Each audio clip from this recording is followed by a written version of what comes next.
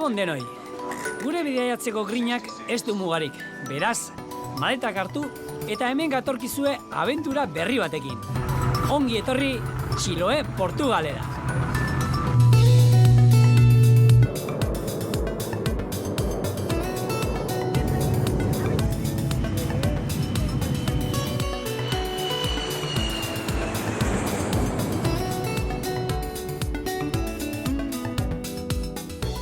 Kaixo denoi, Kostanoan gaude eta hemen hasiko da Zentro Portugal eskualdean egin behar dugun bidaia. Nire asmoa, toki berriak ezagutzea, ondo jatea, Estrela Grande Trail lasterketan parte hartzea eta batez ere, gozatzea!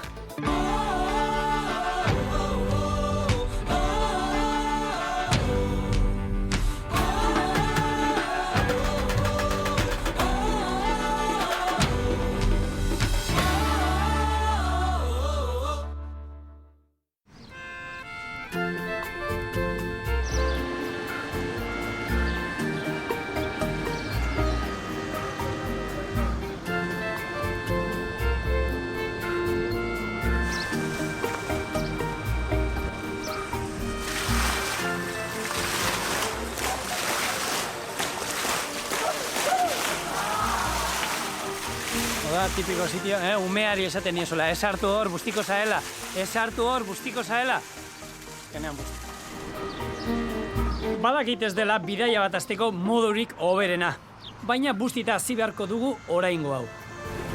Esan bezala, Portugal erdialdera etorri gara, eta gure asmoa kostatik hasi eta bidaia hau mendialdean bukatzea da. Lehen geldigunea, Kosta Nova eta bere merkatua. Bertan ikusgai dauden arrainak, gure arrandegietakoen antzekoak edo berdinak salbuespen batekin. Hemen aingirak ikusi ditut eta bizirik saltzen dituzte.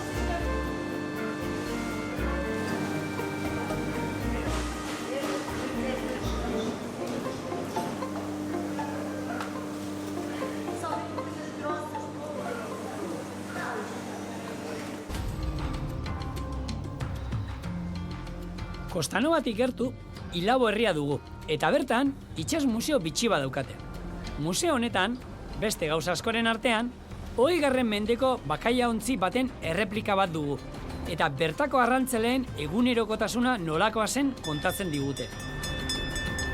Bakaiabaren arrantzarekin Portugaldarrek duten harremana mundu guztian ezaguna da, eta museo honetan arro asko adierazten dute.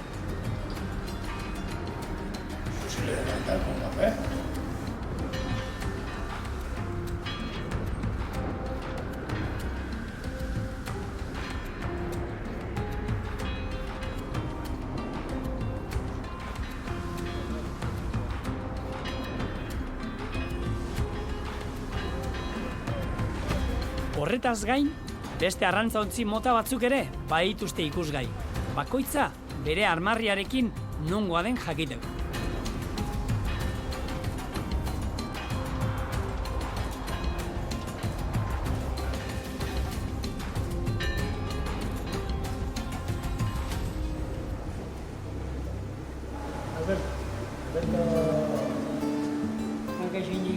Eta lehen, museo bitxia dela aipatu badut, honegatik da. Akuario batean, bertatik bertara gaduz morua edo denok hobeto ulertzeko, gure etxeetan beti gatzetan lehortuta jan izan ditugun Atlantikoko bakaiaoak ditugu ikusgai. Itsas museoa bisitatu eta horren beste makaiao ikusi ondoren, inguruan makaiaoa hobekien prestatzen duten jatetxera joango gara, hortara, horiek jatera. Aurrena, bidaia honen bukaeran izango dudan erraunkaren berri emango dizuet. Nire asmoa, Serra da Estrela Parke Naturalean jokatuko den Estrela Grande Trail lasterketan parte hartze izango da, baina hori bukaerak utziko du. Bidaia honetan, Jose Manuel izango dut gida, eta berarekin gerturatu gara Gafaina dakenean dagoen Belarria jatetxera. Jatetxe honek, itxuran, gure herrietako langileen taberna bat dirudi. Gehiago esango nuke, horixe bera da. Jorge Piñao bakaiabaren kofradiako sukaldariak eta bere emazteak zuzentzen dute jatetxe hau. Eta imaginatuko duzuen moduan, bakaiaoa eta beraren eratorriak prestatzen artistak dira bertan.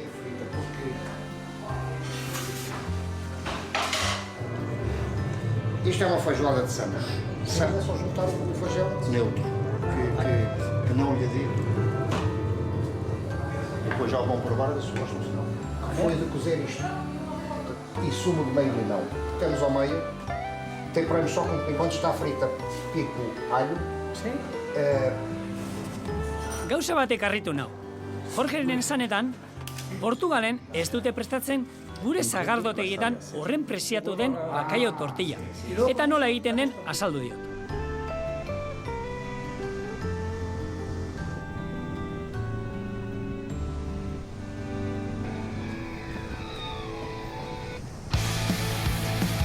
Jorgerekin kontu-kontari digestio egin ondoren, zertxo bait entrenatzera atera naiz. Badakit inguru honek ez duela zer ikusirik lasterketan aurkituko dudanarekin, baina zer ez egitea baino hobea bada.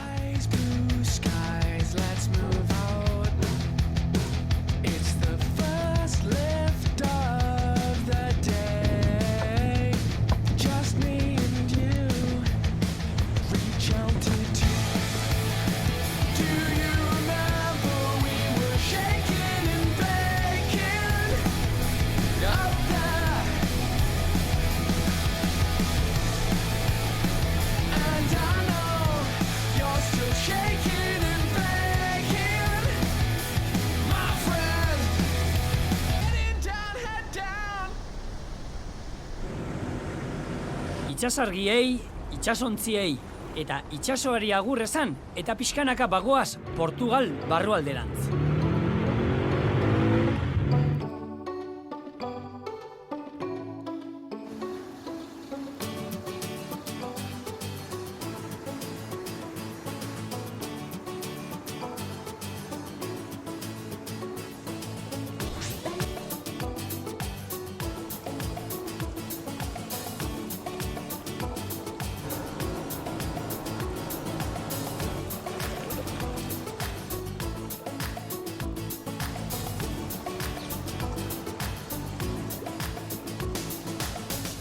Koimbran gaude.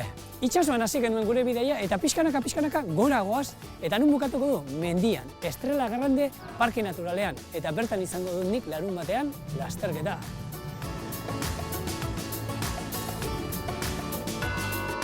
Koimbra aipatu eta bidaiariari gogora etortzen zaion lehen hitza unibertsitatea da. 14. mendetik aurrera, Koimbrako unibertsitatea, Portugaleko lehena izan zena, milaka eta milaka ikasleren jakinduria zentrua izan da. Berau da, Portugaleraz hitz egiten den herrialdeetan dagoen erakunde akademiko zaharrena. Bere egoitza ere, ez dago edonon.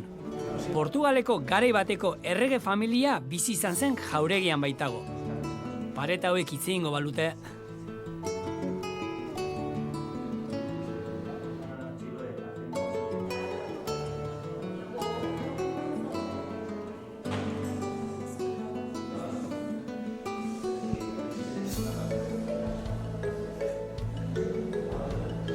Guk, bertako areto ikusgarri batean, unibertsitateko errektore ordearekin hitz egiteko aukera izan dugu. Koimbra bezalako unibertsitate historiko batek, ze eskaintzen dio gaur egun beste unibertsitate batzuk ez diotena eskaintzen ikaslei. Beraiena, 7 mende baino gehiagoko historia duen unibertsitate bat dela esan dit. Eta hori bakarrik, badela nahiko berme etorkizunera begira. Gauza asko daukatela erakusteko.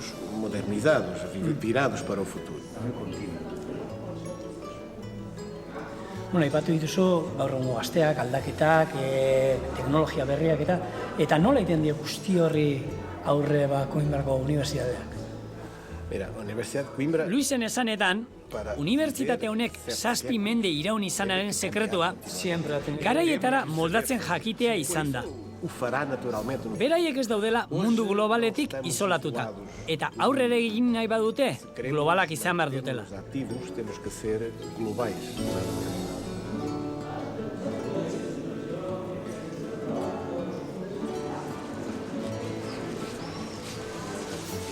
Horrein kontatu didate Koimbrako ikasleen sekretua. Hauek ez dute ikasten. Bakizu nola aprobatzen dituzten azterketak? Hor behian dagoen aseriari 3 ostiko eman, Gero, eta listo. Jakinduria buruan dago, eta azterketa probatzera. Si quieres ser un cocinero, dos cosas tienes que hacer. Txantxarako denbora pixka bat ere hartu dugu. Gure gida Manuel irakasle lanetan jarriz. Comer todo. Gero, hor joango naiz. Jendeari gure lana gogorra dela sinestarazi nahian. ¿Puedo ir al baño? No, claro que no. Mira, entramos hace un minuto y te quieres ir al baño, ¿cómo es posible? Me estoy meando.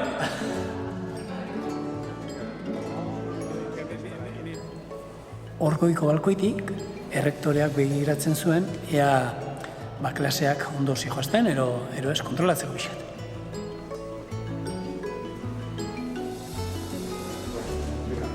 Lehen esan bezala, unibertsitatea garai bateko errege jauregian dago, eta oraindik orduko erregearen eliza pribatuak bere horretan irauten du.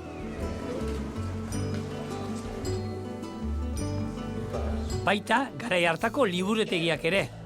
Liburutegi Joaninoa izena duena. Bertan, 70.000 liburu baino gehiago daude, eta tartean benetako altxor diren liburukiak ere. Esaterako, Luis de Camoesen Os Lusíadas epopeia.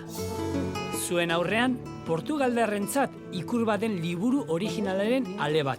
Benetako primizia. As armas e os barões assinalados que da ocidental praia lusitana, por mares nunca de antes navegados, passaram ainda além da Catalão, em perigos e guerras esforçados mais do que prometidos. Eta Koimbra barrokoenetik gaur egungo Koimbrara. Unibertsitate ondoko auzoak bertako ikaslez beterik daude, eta merezi du buelta bat ematea bertatik etxeetako fatxadak nola apaintzen dituzten ikusteko.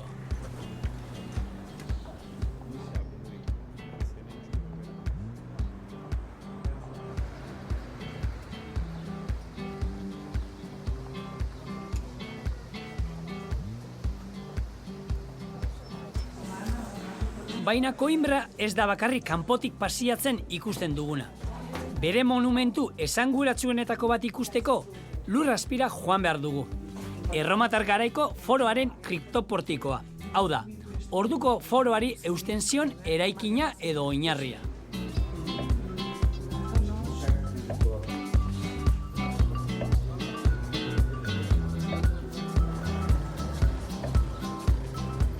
Berriro ere kalean, eta hau baliatuz, gomendio txiki bat emango dizuet. Hiri zoragarri hau bisitatzera basatozte, arropa erosoarekin etorri.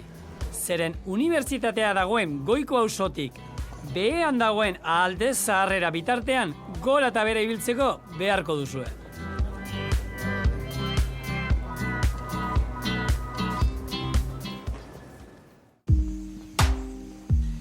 Nire kasuan, entrenamendu bikain bat egiteko toki paregabea lasterketari begira. Baina gure zuzendari gaiauna ia itxosan gisa joa.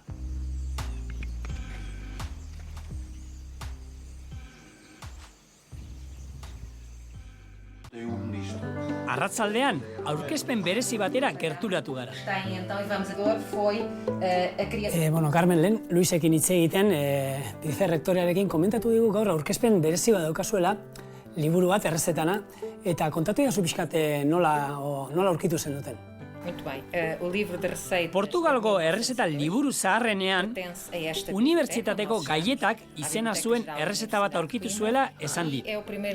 Hortik tiraka, bertako gozogile famatu batekin hitz egin eta unibertsitatearena berarena izateko gaieta bat sortu dute errezeta hau oinarri harturik. Hau guzti entzun ondoren, Koimbrako gozogintza tradizionala ezautzeko gogoa piztu zait. Guazen jatera zerbait. Gure gidaren gomendioi jarraituz, Briosa gozotegira gerturatu gara. Koimbrako klasiko handi bat.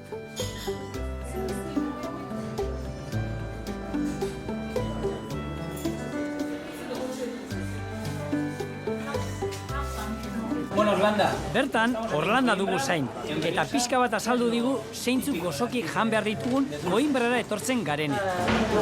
Lehena, Koinbrako opila, hiriaren izena duena, xamur-xamurra eta jan erraza. Que tiene el nombre de la propia ciudad, ¿sí? Que es un dulce muy típico de los conventos. Bertakoa, tipikoa eta kafesnearekin hartzeko zoragarria. Muy gustoso, Muy jugoso, pero simples. simplea, baina xamurra bai. Conventos había muchas Gero, formas. bertako moja konbentuetako errezeta batetik aterata beste gozoki ikusgarri bat. Huevos. Beraien zizpirua, merenguez eginikoak eta labean ordu luzez egozia. El huevo. Entonces se desenvolvió a hacer el Bai, merengue. tamainua Bilbokoa, Nosotros lo llamamos el suspiro. También muy rico. Oso hau ere. Nik larumatean lasterketa bat dudala esan diot. Eta ea guztionek kalterik egingo ez didan. Berak, gozogile ona den aldetik, kalterik ezetz eta indarrak nahi baitut, bada espada, gehiago jateko gomendatu dit. Beraz, eurra.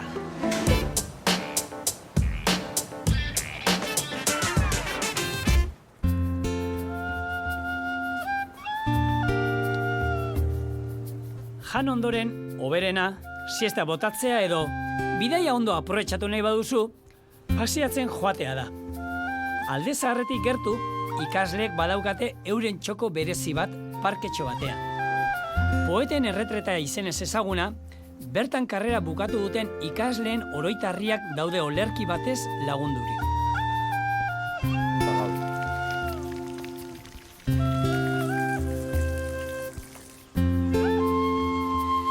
Hiriko beste txoko unkigarri bat, Quinta das Lagrimaseko lorategietan aurkituko dugu.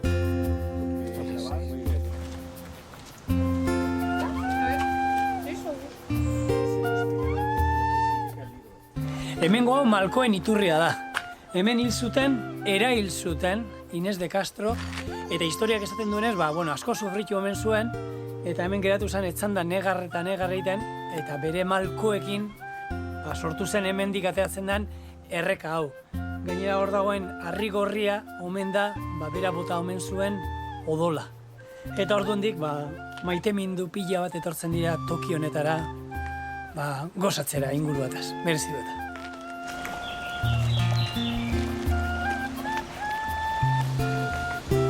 Malkoen iturriaren ondoan, maitasunaren iturria dugu. Toki honetan gertatu zen Portugalgo historiako maitasun historiarik ezagunena. Protagonistak, orduan printze zen Don Pedro, gero Pedro lehena errege izan zena, eta Inés de Castro Andrea dira. Ezinezko maitasun historia hau, lehen liburutegi Joaninoan ikusi dugun poesia liburuan kontatzen da, eta 14. mendetik gaur arte bizirik dirau portugaldar guztien bihotzetan.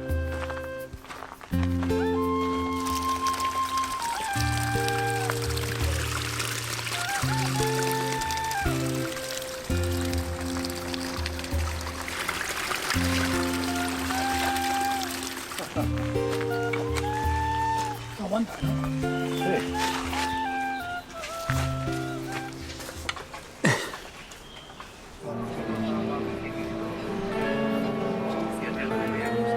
Zuetako gehienok jakingo duzue, Portugalgo musika tipikoenetako bat fadoa dugula. Baina askok ez duzue jakingo, Koinbrak baduela bere fado berezia. Koinbrako fadoa gizonek bakarrik abesten dute, eta beti ikasleen jantzi akademikoa eramaten dute gainean. Beraien galtza, sotana eta kapa beltzarekin. Letrek maitasun historiez hitz egiten dute, baita ikasleen historiez eta Koinbraz ere.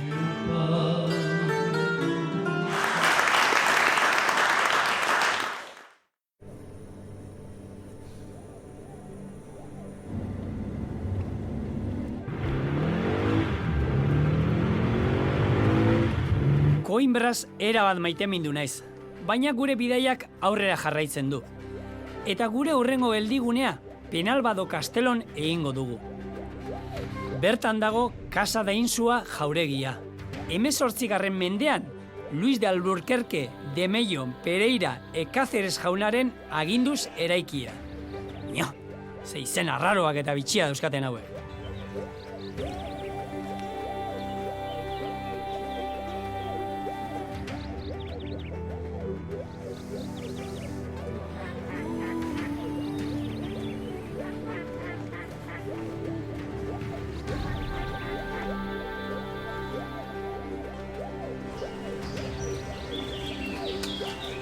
Koinbra atzean utzi ondoren, eguna ondo hasiko du. Dainzu etxea bisitatuz. Etxe ikusgarria eta denetari daukana. Torre.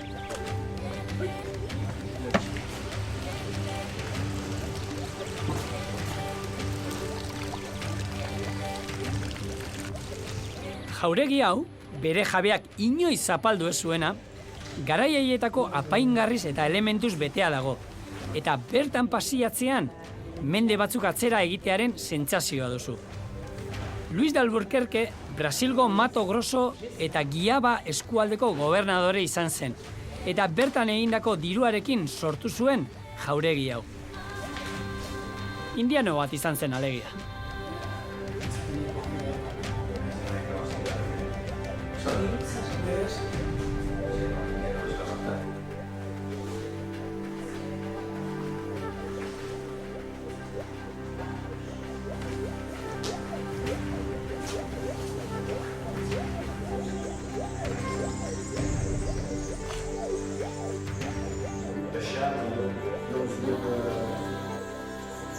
Gaur egun, familia berarena izaten jarraitzen du jauregiak, eta luxusko hotel modura funtzionatzen du.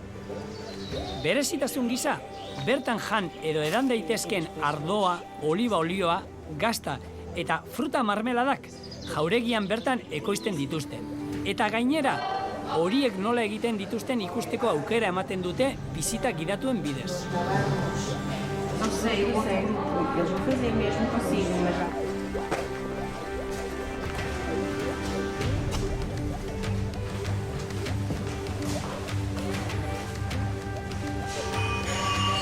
Gu, bisitari bukaera emateko, aintzinako sukalde nagusira ekarri gaituzte, eta bertan 11 eder bat dugu zain dena bertako produktuekin prestatu.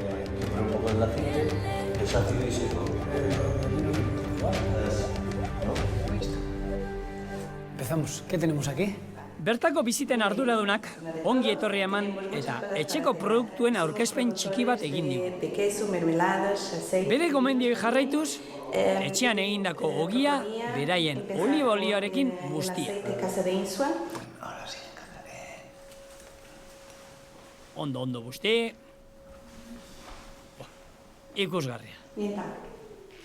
Olio baten ondoren, beraien ardo txuria, beraien mastitakoa eta beraien bertako matzarekin egindakoa. Zuriaz gain, beltza eta parduna ere badaukate, eta ez edonolakoak. Oso ona. Gure txakolinaren antzartu dio. Aparduna, gaur ireki beharrean, larun batean lasterketaren ondoren irekitzen utziko direan galdetu dio. Beti ere, aurrean bukatzen badu, noski. Ea larun batean suerte pixka daukadan, eta lasterketa ondoren honekin ospatzen dugun. Hone izango zen,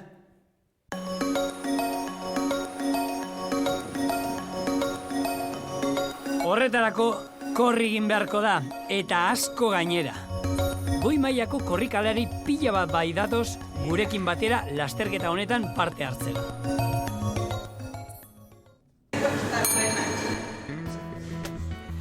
Goi mailako lasterkariak larumatean eta goi mailako sukaldari bat Casa da Insuaren sukalde buru. Paulo Cardoso. Sukaldari gazte hau dugu Casa da Insuaren sukaldeko lantalde guztiaren orkestra zuzendaria. Bere esanetan, etxean bertan ekoizten dituzten produktuekin lan egin ahal izatea gozamen bat eta berme bat da jaki osasuntsu eta gozoak prestatzeko. Temperatura baxuan erretako antxume bat prestatu digu. Perretxiko risotto batez eta beraiek egindako gazta apar batez lagundua. Sukaldean artista Paulo eta kamera aurrean baita ere. Jatorra eta naturala. Badakizue, lankide moduan izatea nahiko zenukeen tipo horietako bat. Bai jauna.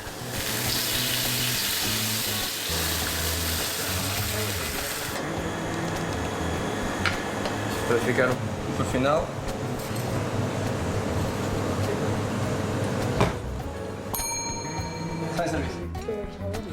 Antxumearekin nahiko ez eta gero mahaira eseri eta bera prestatutako menu gustagarri bat dastatzeko aukera izan dugu.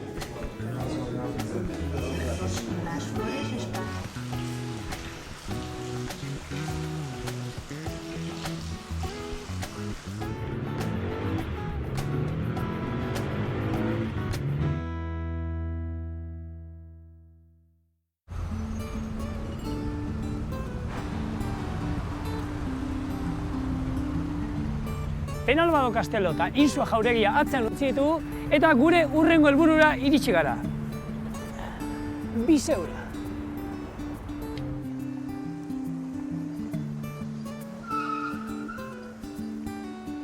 Hiri zaharra, grisa bere eraikinetako harriagatik, baina era berean berdea, erosoa eta bizia.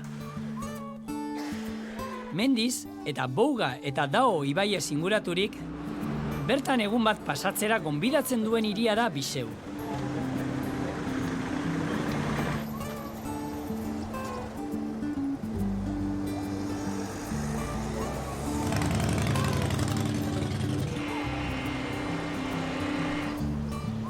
Ez dira gutxi, hiriak arte sakroan eta arkitektura erlijiosoan bisitatzeko dituen lekuak. Elizak, katedrala edo arte sakroko museoa bera.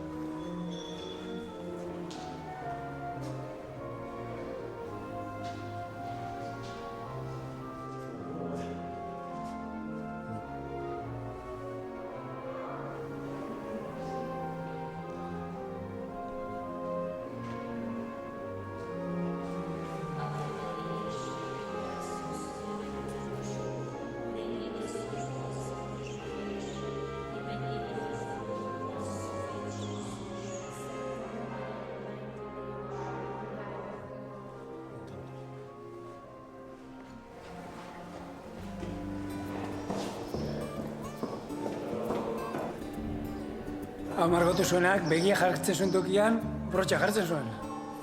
Iturri eta mesedez, zirotasun pixka bat.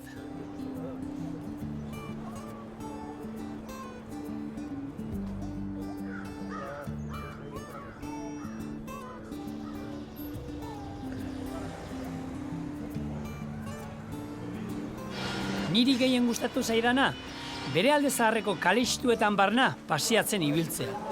Gomendagarria benetan.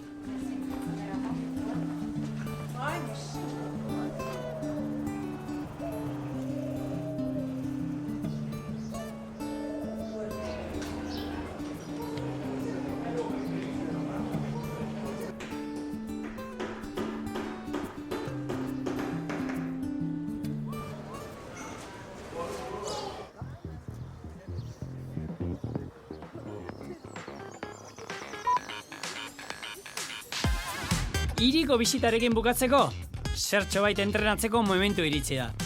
Lasterketa gainean dugunez ezin gehiegi egin, baina ezin horrelako hiri batean street try run apur bat egiteko aukera pasatzen utzi. Jolas gaitezen pixka bat.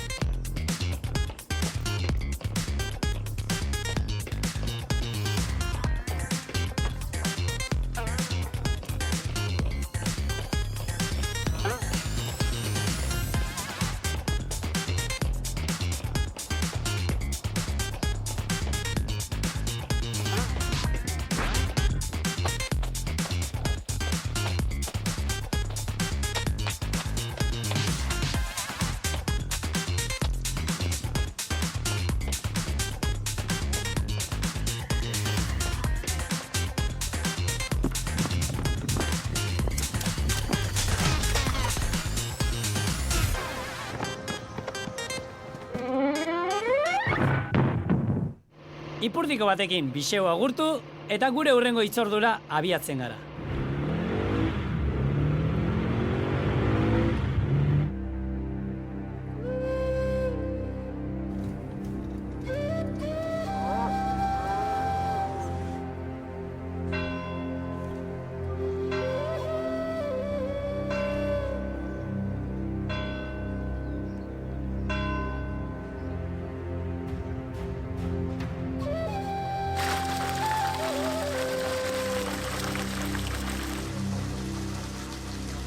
Lapados Dineiros herrian, Jose Konde eta Celia Gonzalvezekin gelditu gara.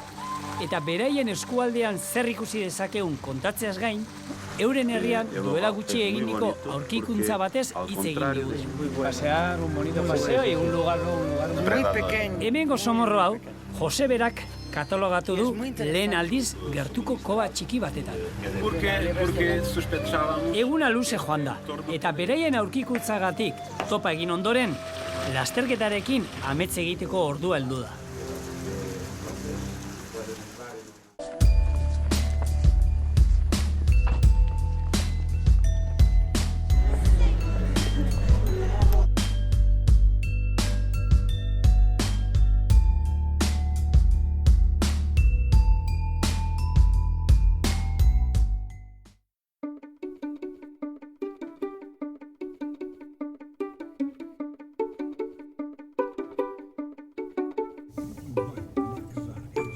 Eguna fresko esnatu da, eta nagiak kentzeko mendi bueltaska bat ematera atera gara.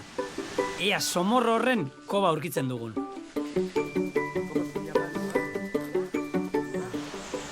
Hemengo kobazulo honetan, Burako Damora koban, aurkitu dute orain gutxi, orain arte katalogatu gabe zegoen insektu berri bat.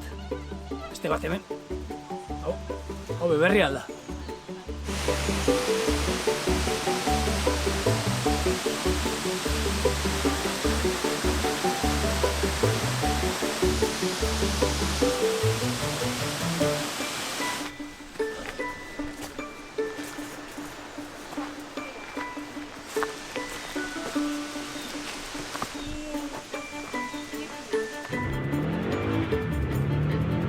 Pixkanaka bagoaz, lasterketa izango den herrira iristen. Eta dagoeneko Zerra da Estrela Parke Naturalaren lurretan gaude. Hemen, gure lehen geldigunea Seia herrian da. Bertan dagoen museo berezi batean. Ogiaren museoan.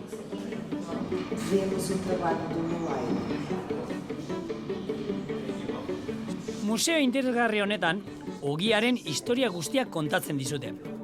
Berau lortzeko jarraitu beharreko pauso guztiak, aintzinako lanabesak, ogiaren inguruan dauden dokumentu historikoak, ogia oinarri duten artelanak, ogi mota ezberdinak, dena.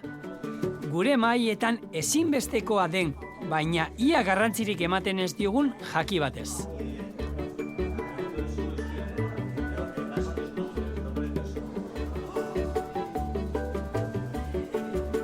Através de poema de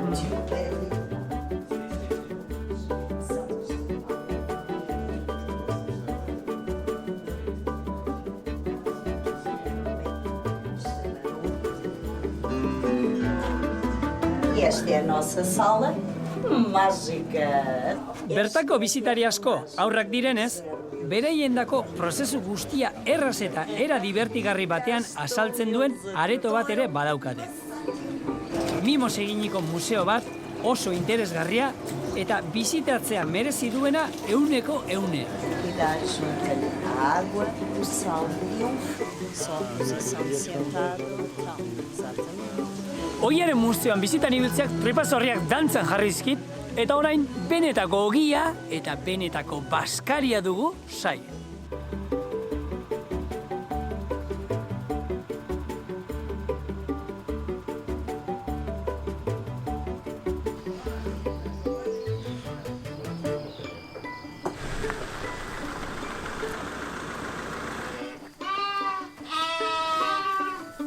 Artalde guztietan ardi beltz bat egoten da, hemen ez, hemen zuria da.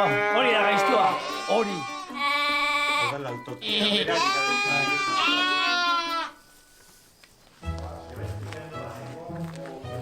Quinta da Cerdeira etxaldera gerturatu gara, eta bertan dugu Elio Silva zain. Euren ardi gazta nola egiten duten erakusteko.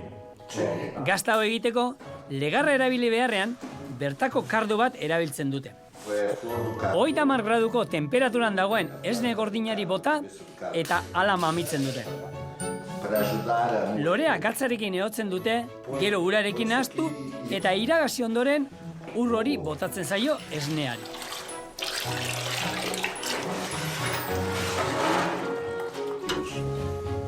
¿Y cuánto tiempo? Esnea mamitu bitartean, bere gazta ezberdinak erakutsi dizkigu. 4 urte ontzen izan duten gazta indartzutik, gutxienez 50 egun ontzen izan duten gazta samurreraino.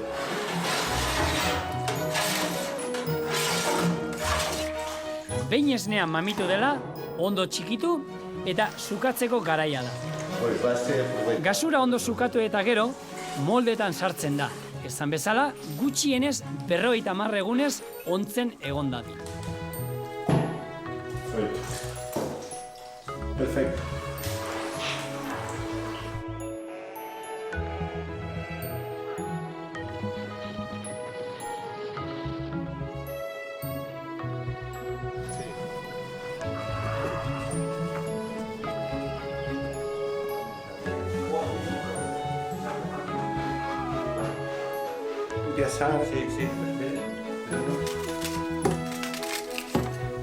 Ikusi dugu gazta nola egiten dan, eta orain gaurko baskaria prestatzen, antzumerrea. Zorionekoak gu. Gazta nola egiten den irakasteaz gain, hemen daukagu familia guztia guretzako baskaria prestatzen.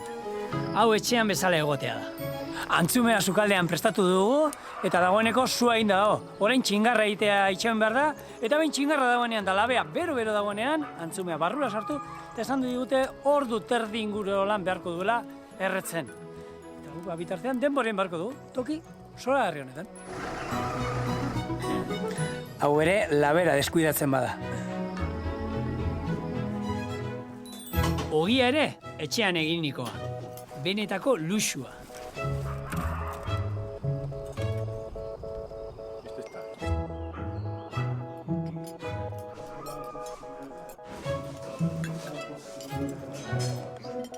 Jatetxeetan jatea ondo dago, baina famili baskaria bat dagoen tokian, kendu dadila dena.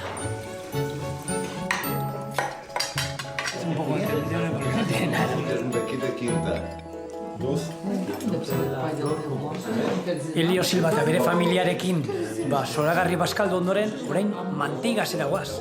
Ze bihar bertan lasterketa daukago eta dortzalaren bila jumarra daukago.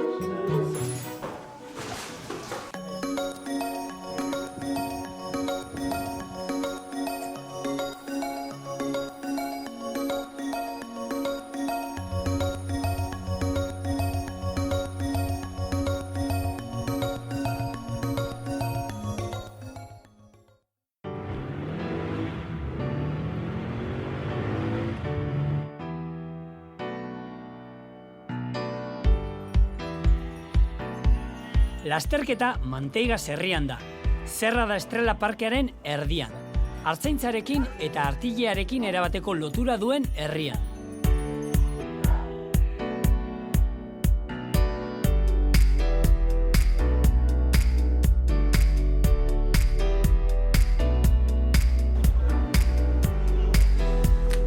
Dortzalaren bila joan behar dut bai, baina aurrena herriaren erdian dagoen lantegi bat ezagutuko dut. Mundu guztian ezaguna dira Portugalen egiten diren oihal eta ehunak. Horietako ehun bat egiten dute lantegi honetan. Bertako ardien artilea erabiliz. Burela.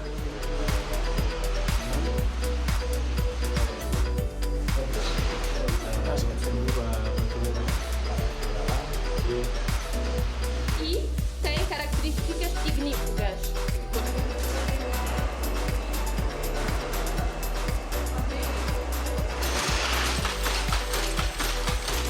Lantegi honetan, 100 lagun ibili ziren lanean 20. mendearen erdialdera. Baina gero, itxi eta duela urte gutxi, berriro ere martxan jarri zuten 30 bat langilerekin.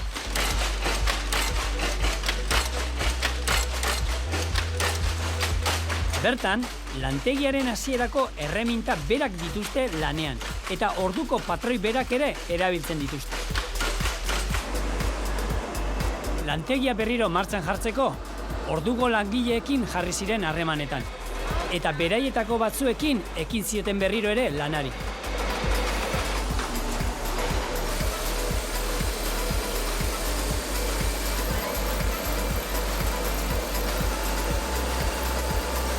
Hemen daukazue prozesuko gauzarik neketsuena ero langileen ematen diena. 4 pertsona behar dira egun osoko lanean, ari guztiak artilea alderik alde pasatzen. Bi alde hontan eta bi beste aldean. Egun oso bat, hau montatzeko. Gero ja, makinak egiten du lan. Na roupa também. E estes só da tecido. Liburu hontan 2000 patroi baino gehiago daude, eta dana dira, garai haietakoak. Fabrika honek, garai hartan 800 lagunero zeuzkan lanean, eta 1950 pikuko liburu originala eta garaiko patroiak. Eta gaur egun, hoiekin egiten duten lan toki honetan.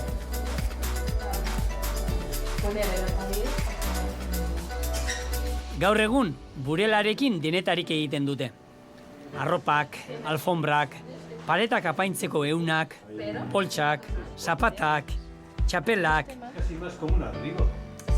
Garai batean, artzainen txaketak egiteko erabiltzen zen ehun sakarra, eraberritua eta modako ehun bilakatua.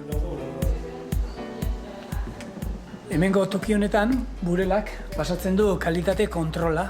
Argi naturala erabiliz, bestaldean ikusten da, ea akatzik, ero faiorik, ero zikina dagoen, eta egiten duten da, konpondu, ero atzera bidali, ero behar dena. Baina dena da oso latza, Gero beste tratamendu bat dara maz, honekin, mantau gainetik jartzen baduzu, beroa pikanteak emate dizu. Lantegian ikusi dugu burela lortzeko jarraitzen duten prozesu guztia.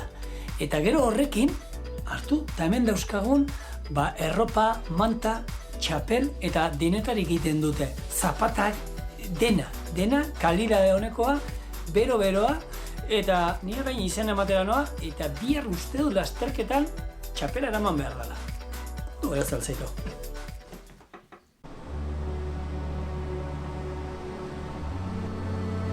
Moda eta pasarelak atzean utzi, eta goazen gurera. Dena prest dago bihar lasterketari ekiteko, eta nik dortzalaren bila joan behar du. Haze sorpresa! Antolakuntzan aspaldiko lagun hon bat dago. Armando Teixeira korrikalari handia. Deve ser outro.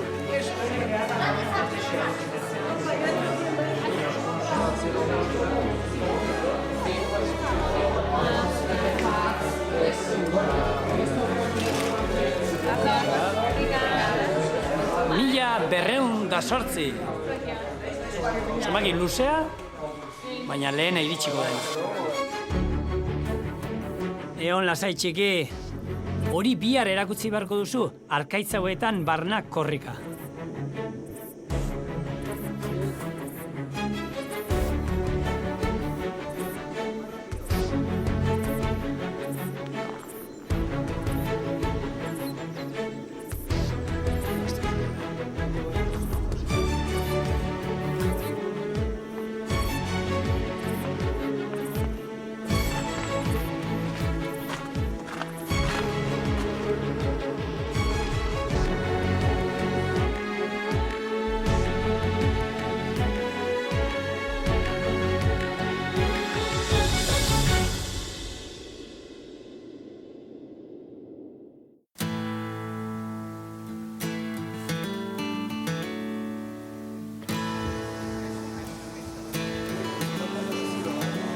Por isso, os atletas que sejam interessados... Iritsi da eguna.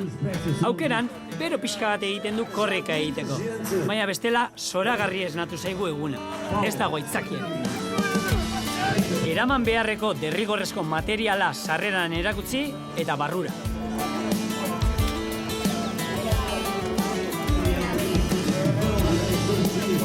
Esan bezala, 49 kilometro dauzkagu horretik, eguraldi zoragarria, bero, egia esan bero, goraldean egin du guke loetan fresko egiten zuen, baina hemen behian bero egiten du, eta nik uste gaur bero pasako dugula.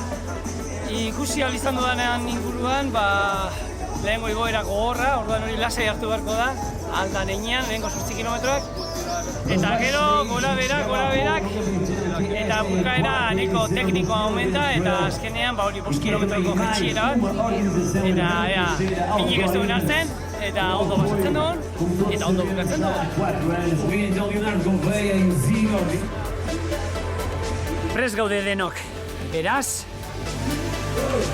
egurra!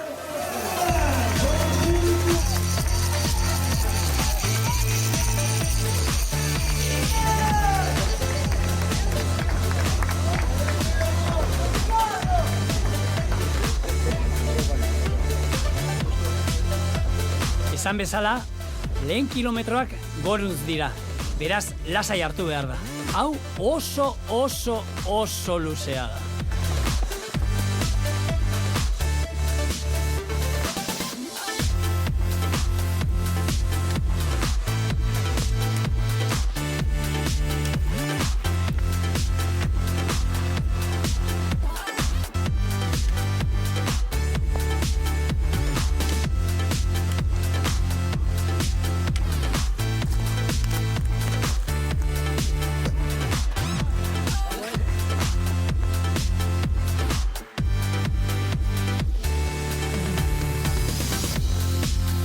Orain, 8 kilometro gonuntz eta 800 metro positibo dauzkagu. Lasai eta gozatzen.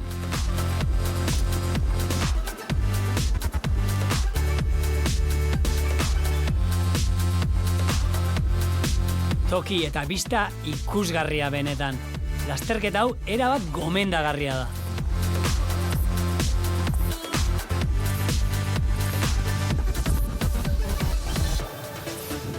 7 kilometro eta erdi.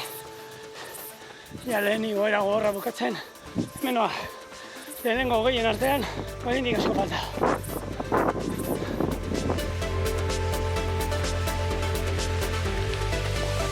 Igoera bukatzeko desiatzen. Beti negarrez txikia. Hor bai ez, beraka erkizoaz.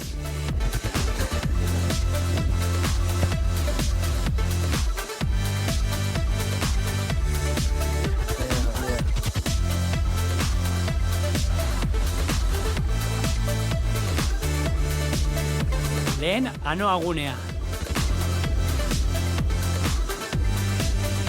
Hemendik aurrera hasten da benetako lasterketa. 10. kilometroan gaude.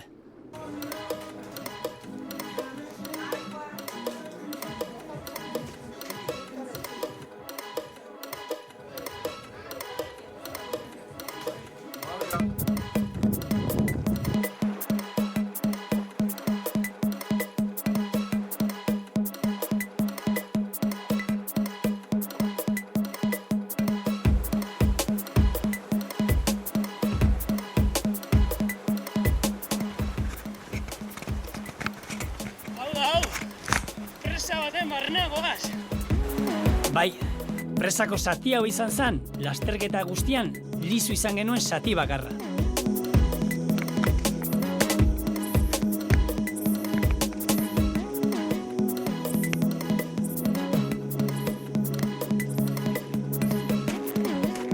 Eta bai, elurra ere izan genuen. Ia 2000 metrotara iritsi ginen eta zati askotan elurra izan genuen.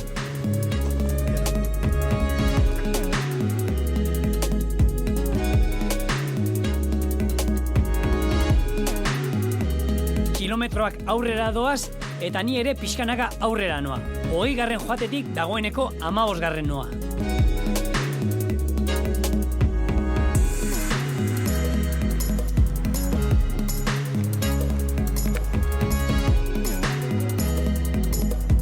Eta hemen dugu lasterketako punturik altuena, Torre delakoa, 2000 metro. 22. kilometroa, lasterketako punturik altuena, 2000 metro ingurura gaude hemen, eta ondo, atzetik aurrera, nik uste jende oraindik eroriko da, ni oso gustora noa bintzat eta gozatzen.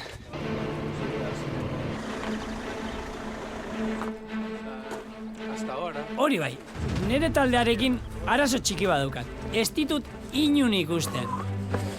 Inigo eta Alberto auskalo nun dauden.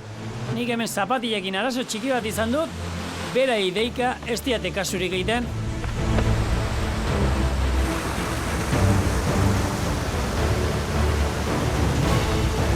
Hombre, aspaldiko, hemen zaudete. Ia lasterketa bukaeran.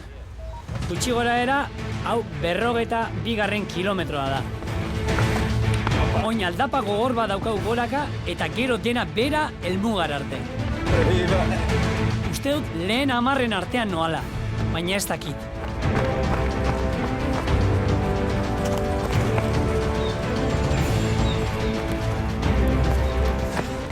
Txorkatila bihurritu dut. Txorkatila eta nago. Zema falta, gutxi ez? Korrikalari bat zenba falta den galdetzen hasten denean, malo.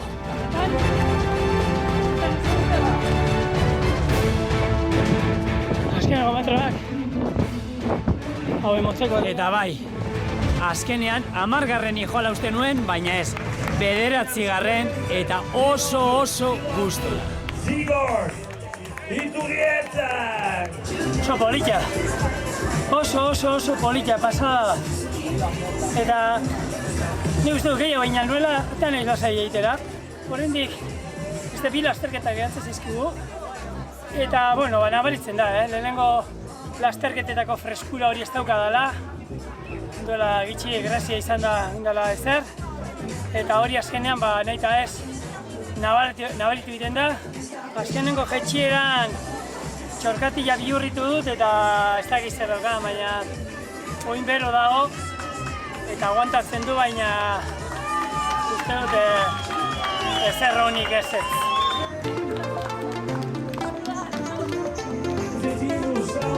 Azkenean, sailkapen orokorrean 9. eta zaharretan 3. Hori da azken aldian ni igotzen naizen podiuna, baina bueno, aizue. Kontua da hor goian egotea eta oso gustora egindako lasterketarekin.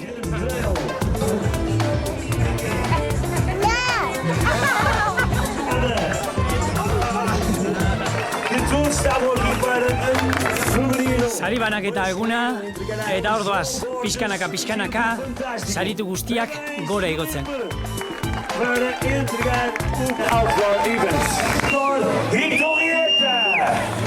Eta hor noani, bai, esan bezala, 3. zaharretan, baina izue, badakizue, datorren urtean zue gerturatu eta ea hobetzen duzuen. 3. zaharretan.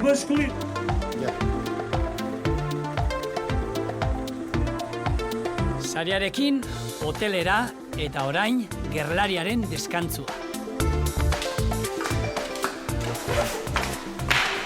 Eta orain bai, lasterketaren sufrimendu guztien ordaina.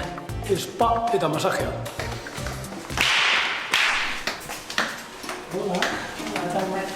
¿Para masaje? Ai, listo. Oin gozatzera.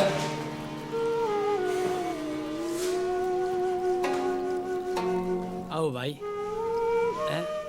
Horren beste sufritu eta gero, hau da gozamen aurpegia. Oraingoan ere agurra leku ikusgarri batetik. Gure herritik oso gertu dagoen, herri zoragarri bat ezagutu dugu, eta batez ere eskualde hau, zentro da Portugal. Etorri eta ezagutu, merezi du eta.